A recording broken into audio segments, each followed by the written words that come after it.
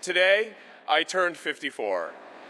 Tomorrow, if I'm lucky, I'll wake up one day wiser. Today? But today, on this birth, I want to share something deeply personal. These aren't rules or tips or steps. These are lessons, hard won, soft given, burned into memory, whispered in still moments. Learned places I never expected to learn. You see, these lessons weren't taught in schools or handed down like recipes. They came from the trenches. Nights I couldn't sleep, conversations that shattered me, people who left, and others who showed up when I needed them most. So here are the 54 things I've learned in my 54 years of being a flawed, hopeful, stubborn, growing human being. Let me take you back to the first time I realized something profound. Our parents were winging it. I was 19. My dad had lost his job, and I expected him to have answers. He didn't. He looked scared. For the first time, I saw not Father the Protector, man trying his best. That's when I began forgiving him for his flaws and started taking ownership of my own future. I've learned that most people who give advice are offering their own biography. At 25, a friend told me to play it safe. He hadn't risked much in his life. I listened. I stayed in a job that drained me. That cost me 3 years. Now, I know, listen, but trust your own voice. When I was 32, I rhymed friendship trying to be right. We argued about politics.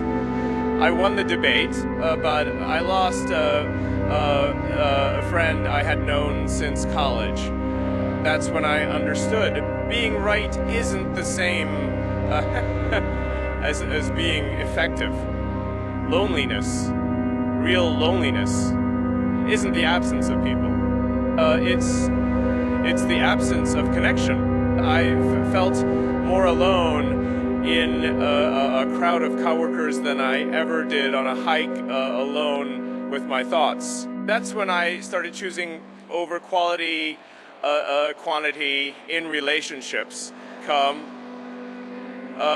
Conversations, everything. Bad news has a way of turning us into reactors. When I got a medical scare at 41, I panicked, called everyone, over-Googled everything. It turned out to be nothing. Since then, I've learned to sit, breathe, walk, sleep on it, and only then respond. At 45, I learned that most of our worries never happen. I kept a journal of my fears. I went back to it a year later. 90% never occurred. The ones that did, I handled them. Energy is currency. When I hit burnout at 48, I had time on my calendar, but zero will to create or connect. That's when I started sleeping better, eating better, and saying no more often. Time is great, but energy is the true fuel of life. People forget your words. They never forget how you made them feel. A simple compliment to a colleague once led an incredible opportunity years later. Not because of my resume, because I made her feel seen. I spent years beating myself up for a failed marriage.